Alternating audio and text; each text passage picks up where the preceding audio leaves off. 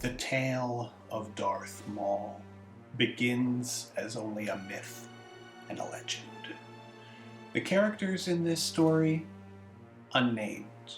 But since you and I are about to become experts on Darth Maul's entire story up until the events of the new series, Maul Shadow Lord, we'll be able to deduce who these characters are.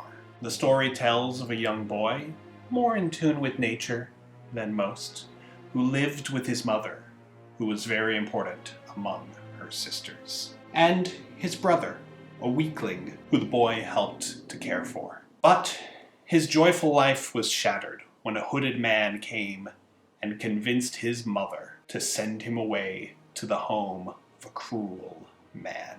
The other children there beat him regularly.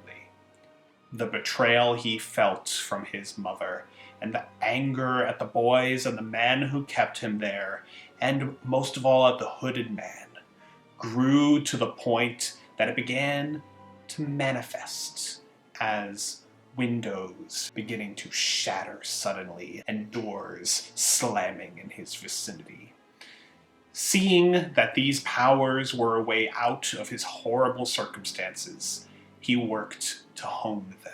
When the time came that a trial of combat in a nearby village would allow one triumphant warrior to travel the galaxy under the tutelage of a powerful master, the boy's keeper took the other boys to the arena, but forbade the boy from coming, lest he cause embarrassment. He broke free and snuck to the arena. When his keeper and his two stepbrothers spotted him, he reached out with his rage and crushed the very air out of their throats. The hooded man, the man for which this trial was arranged, was pleased to see the boy utilize the dark side of the Force. And he decreed that the boy would be his apprentice. His mother, who was at the hooded man's side, was disappointed that it would not be her that was the man's apprentice, but the boy was bitterly pleased at usurping his traitorous mother as the hooded man led him away to a new life among the stars. Maul began his hatred of the Jedi as he began to learn more of the Force. He hated that the Jedi had not come to rescue him from his neglect on Dathomir, even though he was so connected with the natural world around him at the time. He did not know if they did not come because his connection to the Force wasn't powerful enough for them, or if it was because they didn't think that he was worth their time. Either way, he hated them for it. Many years of Maul's training under Darth Sidious remains a mystery to us. It is unlikely that his master ever brought him to the hidden Sith world of Exegol, though the arcane library of the Cult of the Sith Eternal did record Maul as one of Sidious's apprentices. However, Sidious did bring young Maul to another Sith world as part of his training, Malachor. It was there that he received visions of pain, terror, and persecution carried out by the Jedi against the ancient empire of the Sith. The hate of the dead Sith filled Maul and gave him a concrete enemy on which to focus his dark powers against. In the earliest canon mission that we know, a fully anointed Darth Maul was sent on. He confronts enemies of the Sith known as the Final Occultation. Where Sidious and Maul are beings of precision with their darkness, this is a cult of chaos. They see the light and dark side as the same thing. Order, rules, control. They seek to bring madness and chaos into the galaxy. While Sidious originally sent Maul to take their leaders prisoners so that way he could learn some of their power, Maul decides simply to kill them all for the threat that they are. He is sent on many more missions, some meaningless tests of his abilities, while others ensure that Sidious's plans can continue unimpeded, such as when he's dispatched to assassinate a minor crime boss who learned of some of Palpatine's underworld dealings and was blackmailing him over it. Maul does the job, but his curiosity behind which missions are important and why frustrates Sidious, who clearly only views Maul as a tool to be wielded. To begin to get Maul to control his impulses and bide his time, Sidious sends Maul to a forgotten Sith temple on a resort planet to meditate in stillness and quiet. The way Maul achieves stillness and quiet is by killing anyone who causes a disturbance, including the town's mayor, a prince who came to poach some local wildlife, and the pirate king who was the father of the prince, as well as his entire crew. So, lesson learned? No, absolutely not. Lesson not learned at all. This is Darth Maul we're talking about. He never learns a lesson in his life. Around 2 years before the Phantom Menace, we catch up with Maul and his dangerous hobbies, including hunting Raftars and stalking Jedi in the streets of Coruscant. Sidious lets him know that if Maul's patience threatens his plans, he'll kill Maul himself. He then sends Maul off to deal with some pirates that are pestering their allies in the Trade Federation. This chore is nothing but an annoyance to Maul. A reminder that he has been tortured and taught to hate for years, but has been given no release worthy of his training. Until one of the pirates attempts to barter for his life by informing Maul that a Jedi Padawan has been captured and is being auctioned off on the black market. Wanting to kill this Jedi before she can be rescued, and knowing that to do so, he'll need to act fast, Maul hires some help. The bounty hunters that he hires, including Aurra Sing and Cad Bane, acquire an invitation to this black market auction. Once they arrive at the auction and see the scale of the operation, they know they have no chance of winning the bid. So they simply steal the Jedi Padawan from the auction winners. Maul is surprised when the Padawan, Eldra Catus, is not scared of him, but is defiant and ready to fight. As they make their getaway, a bomb goes off and sends the ship crashing onto the moon below. The woman running the auction, Madame Zrexis, plans to let those who did not win the Jedi be able to pay for the privilege of hunting her on the moon's surface. Maul sends the bounty hunters off to secure another ship from the landing hunters, while he takes Eldra to lead the hunters away. He gives her back her lightsaber to ensure she is not killed by a lucky shot from one of the hunters. They fight side by side and kill the hunters, and then they are ready to duel each other. Maul has risked death at the hands of Darth Sidious for this moment. But as their lightsabers clash, he feels that it is worth it. She is no easy opponent. She surprises him and fights smart. The fight is everything he wanted. It is one that she even has a chance of winning, but she does not. Maul slays his first Jedi, but it does not satisfy his bloodlust. Maul ensures that Cad Bane and the others are paid before returning to Madame Zrexis and slaying her too, to ensure that no one knows that a Sith was here. When Maul returns to Coruscant, he is surprised to know that Sidious knew the whole time what he was up to. In fact, it was Sidious himself that sent Maul to discover the first breadcrumb that led him to confront the Padawan Eldra Catus after all. Sidious is pleased that Maul is not satisfied by killing just one Jedi, but before he can kill more, he must continue to wait. Maul uses the name of the slain Padawan as he begins his first criminal organization, the Catus Cartel, in Coruscant's underworld. Maul uses this to begin building his underworld connections, which leads to him hiring a Force-sensitive thief and killing him to help satiate his bloodlust. Sidious feels the continuing impatience in his apprentice, so he brings them back to the Sith world of Malachor for Maul to learn another lesson. Maul receives a vision where he is dressed as a Jedi, and beloved because people believe him to be a Jedi. This sickens him and he lashes out. The Jedi then find him and overwhelm him with their superior numbers. Sidious tells Maul that in order to truly defeat the Jedi, they must lose both the support of the Republic and their vast numbers. That is why the Sith must continue to plan in the shadows. For now. The year before the Phantom Menace, Sidious reveals a few more details of his grand scheme to Darth Maul, when he sends Maul to remove a loose end on the planet Quen. Quen had been home to a Jedi outpost since the time of the High Republic, but was now being shut down as the Jedi continued to centralize their operations on Coruscant.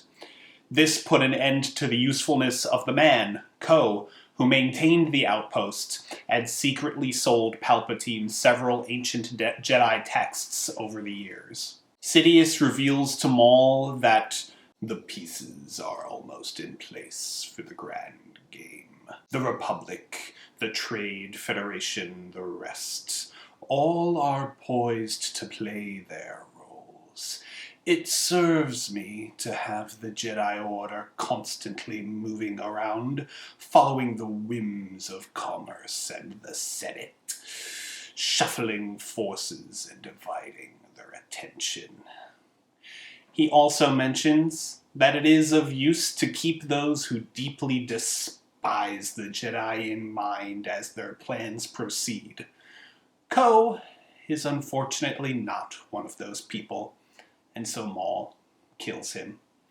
But one such anti-Jedi ally that they seek out is the Force-sensitive Umbaran politician Sly Moore. Moore has already rejected the path of the Jedi and pursued an interest in what she thought was the dead religion of the Sith. To test her loyalty to the Sith, Sidious has Darth Maul kidnap her from Umbara and bring her to some ancient Sith tombs in an asteroid field. There, the spirits of long-departed Sith torment her, but she proves her loyalty. She would eventually be brought into Sidious's plans as a political advisor, and one of the few people to know that Sidious and Palpatine are the same person. Her loyal service would last through the time of the Galactic Empire. As the pieces continued to be put in place for Palpatine's plan to become Chancellor, Sidious muses to himself that it is not yet time to have agents who were capable of acting independently,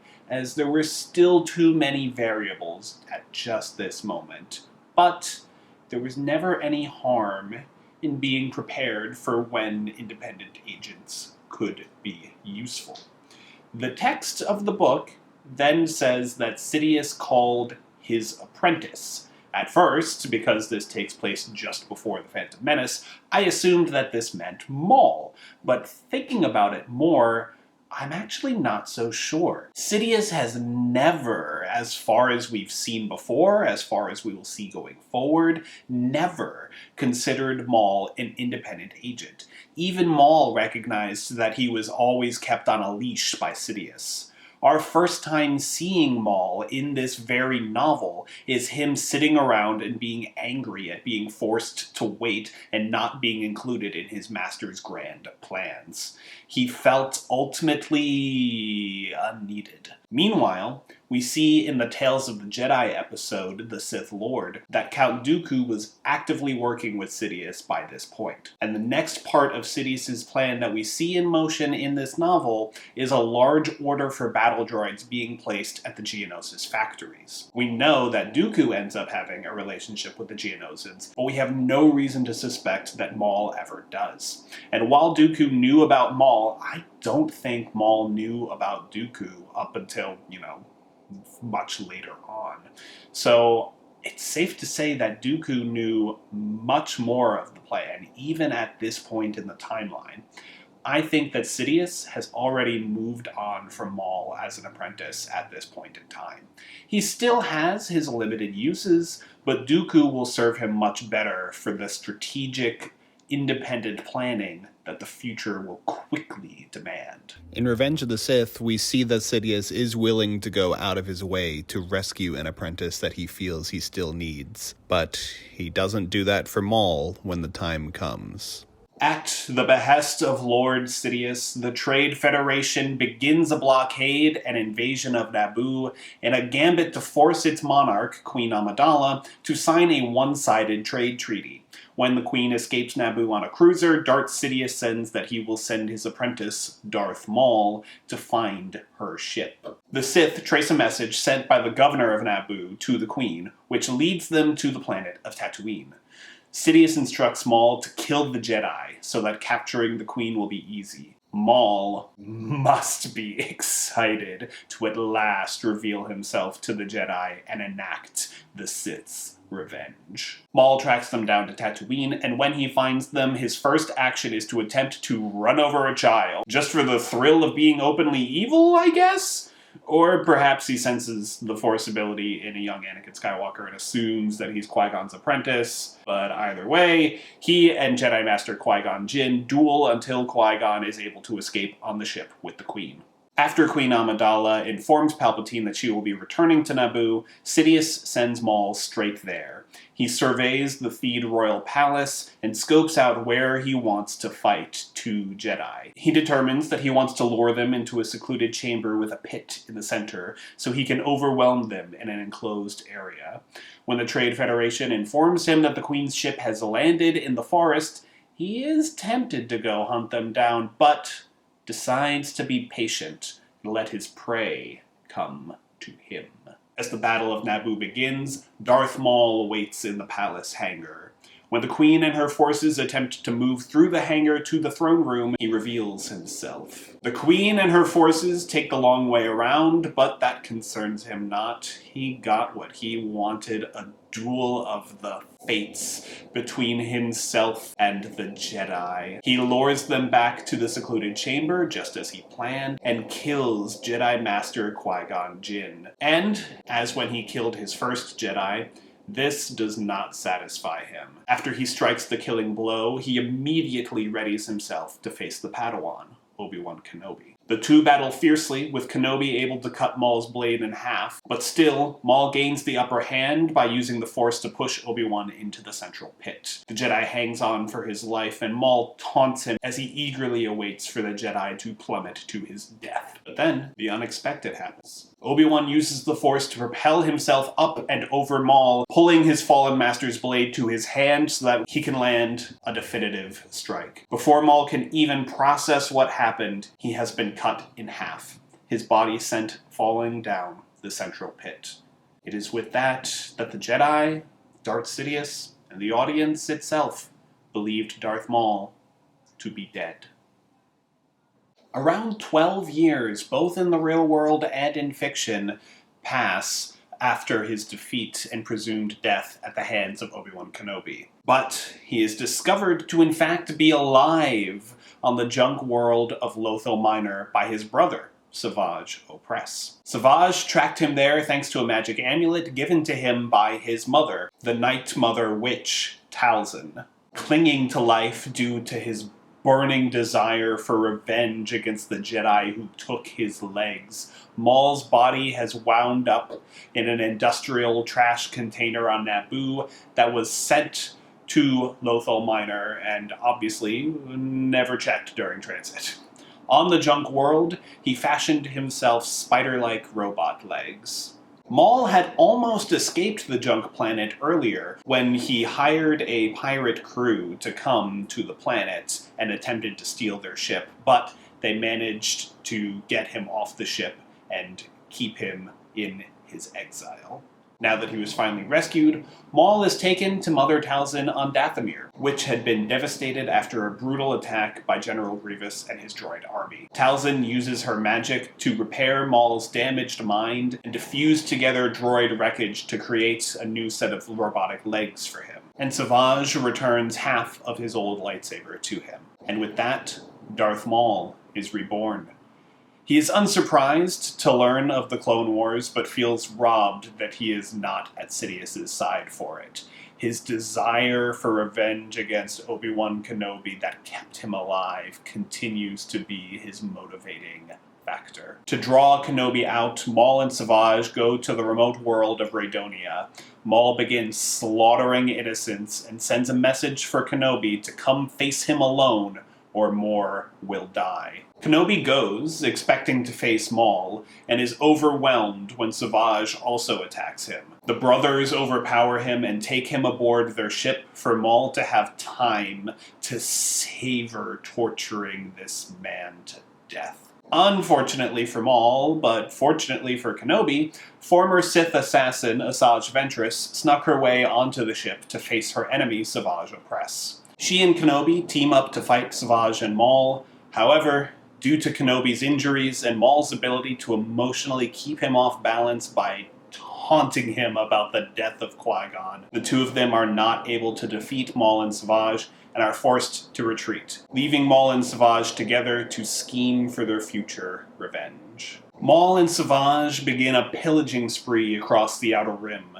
amassing resources while on the run from the Jedi, though they do kill a few Jedi along the way. Maul and Savage attempt to take over the pirate Onaka gang, prompting Hondo Onaka to team up with his old friend, Obi-Wan Kenobi. Though Maul and Savage manage to kill the Jedi accompanying Kenobi, Adi Gallia, they are still unable to defeat him now that he is prepared for an encounter with both of them. He cuts off Savage's arm before the brothers begin to flee, without any pirate crew backing their future endeavors. In fact, Hondo and his men shoot one of Maul's robot legs off and blow up their ship as they attempt to flee, forcing the brothers to flee in just one escape pod. This blow causes the Jedi to get off their back, though, as Chancellor Palpatine convinces the Jedi to refocus their efforts on the Clone Wars and leave Maul to build his criminal empire, as it doesn't directly impact them at this time. On the brink of death, as life support dwindles on their escape pod, Maul and Savage are unconscious as they are picked up by ships belonging to an extremist Mandalorian group known as Death Watch. Pre Vizsla, the wielder of the Darksaber and leader of Death Watch, has his people repair Maul's robot legs and give Savage a mechanical arm. Over tea, which I just find to be quite amusing, Maul and Pre Vizsla discuss their mutual animosity of Kenobi, as Kenobi has helped Duchess Satine, the pacifist ruler of Mandalore, maintain her control. And thus, an alliance is born. Their first act is to take over the Black Sun crime syndicate for their supplies and criminal forces.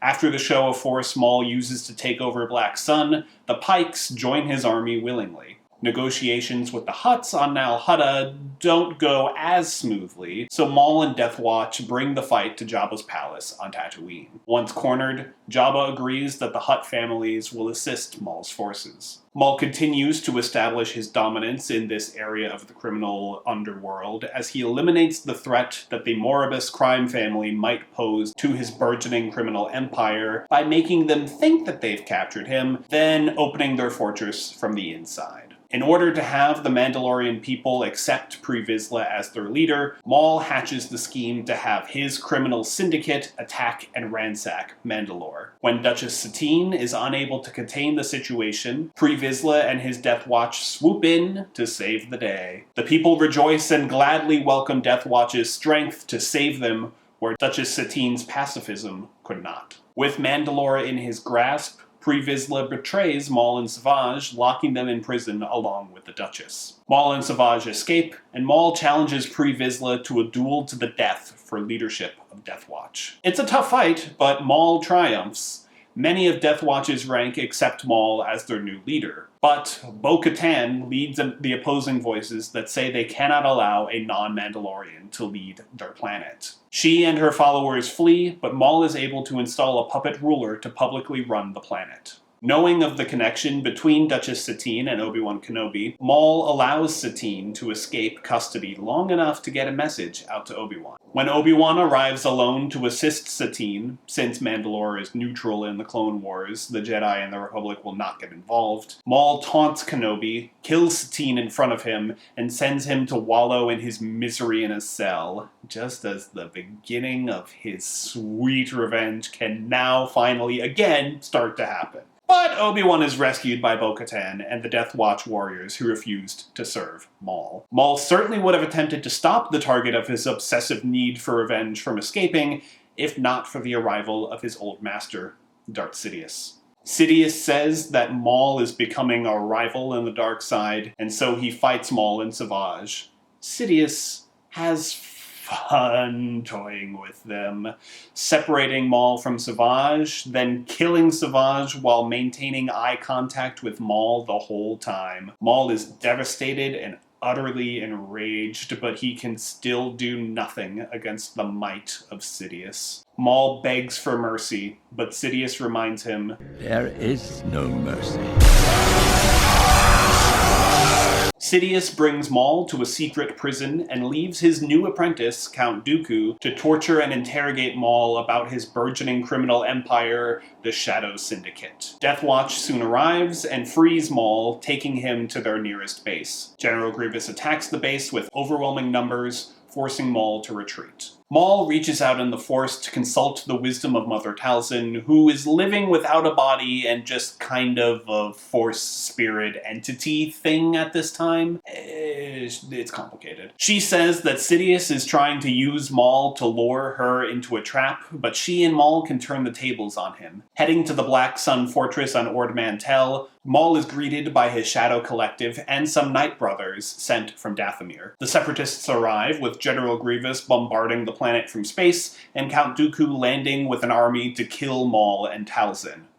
But they're not there. Maul has the Mandalorian fleet ambush Grievous. Maul is able to board his ship, capture Grievous, and have the droid army on the planet be deactivated from the control ship. This allows Maul's forces to surround, overwhelm, and capture Dooku as well. Maul takes his prisoners to a hidden asteroid base, then contacts Darth Sidious to negotiate terms. But Sidious says he can kill Dooku and Grievous if he wishes, but to beware games of revenge, especially since Maul keeps losing those. Maul speaks to Dooku alone. Mother Talzin projects herself there to tell Dooku how Sidious betrayed her and her son Maul, and that he will betray Dooku too, and so she offers Dooku to join them. Just then, the Republic arrives. Maul and Dooku team up to fight the Jedi who have come, hoping to put an end to the threat of the Sith once and for all. Dooku fights Obi-Wan and Tiplee, while Maul takes Aayla Secura and Mace Windu. Damn, that's just impressive, Maul, I'm not gonna lie. Windu is nobody to mess around with. Dooku kills Master Tiplee, but Maul and Dooku must flee the overwhelming Republic forces. Grievous also manages to escape during the chaos. Maul takes Dooku to Dathomir, where he plans to sacrifice him so that Mother Talzin can use his essence to regain her physical form. Again, complicated, which stuff, just go with it. Darth Sidious and General Grievous arrive and fight the two. Once Dooku joins his master, Talzin can see that they are outmatched and forces her son to flee. She holds back the Sith while Maul can only watch as Grievous murders his mother in front of his eyes. Maul is able to escape,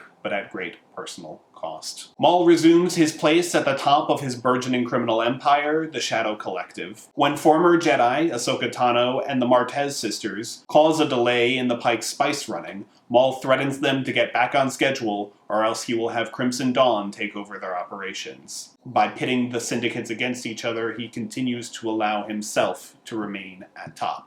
And also the threat of, a Sith coming down and messing them up if they step out of line. Maul returns to Mandalore and is spotted by Bo-Katan's spies on the planet. Wanting to seize the opportunity to capture Maul and end his shadow rule over Mandalore once and for all, she and Ahsoka Tano go to ask Obi-Wan Kenobi and Anakin Skywalker for the Republic's aid. At the same time, though, General Grievous leads an attack on Coruscant and captures Chancellor Palpatine, so Anakin is forced to send only a portion of the 501st Clone Battalion along to help them. Bo-Katan, Commander Rex, and Ahsoka Tano launch the siege of Mandalore. This was exactly what Maul was hoping for, but Ahsoka was not the Jedi that he was hoping to lure to Mandalore. Maul wonders why Ahsoka came and not Kenobi.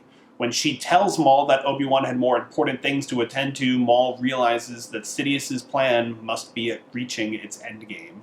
He retreats to strategize. He captures the clone Jesse and uses the Force to reach into his mind and learn all that he can about Ahsoka. Meanwhile, he sends one of his Mandalorian lieutenants to kill the puppet Prime Minister before he can give too much information to the enemy. Before he dies, though, the Prime Minister tells Ahsoka that Maul had a vision that revealed a name to him, Skywalker. Maul contacts the Shadow Collective, which at this point consists of the Pikes, Black Sun, and Crimson Dawn, and tells their leaders to go into hiding. He senses that the dark side has never been stronger, and he inspires his loyal Death Watch Mandalorians for the battle to come. In the throne room of Mandalore, Maul returns Jesse to the clones and speaks with Ahsoka alone. He speaks of a kinship between them, how they were both cast out apprentices from their order. He says that the machinations of Darth Sidious have brought an end to the Republic and the Jedi, but if they work together, they can defeat Sidious. In her, he sees an ally to gain potential power and revenge. It's always about revenge with him. She is very close to helping him, but when she asks what Maul wants with Anakin Skywalker, things come to an end. Maul says that his vision revealed to him that Sidious has been grooming Skywalker for a long time to become his new apprentice. Thus, Maul orchestrated this battle on Mandalore to lure Kenobi and Skywalker here, so that way he could kill them both and deprive Sidious of his prized new pupil. Ahsoka cannot believe that Anakin would turn to the dark side, saying that Maul's vision must be flawed, and with that, the chance of an alliance ends, and the two fight in what is perhaps the coolest Darth Maul fight since the Duel of the Fates. As the battle outside turns against Maul's forces, he plans to abandon them and retreat, but he is captured by Ahsoka and the 501st. As he's captured, Maul begs for Ahsoka to let him fall and die, rather than being taken into Republic custody and ending up once again in the hands of Darth Sidious. Maul is placed in a Mandalorian relic from their historic wars with the Jedi, and brought aboard a Republic cruiser for transport to Coruscant.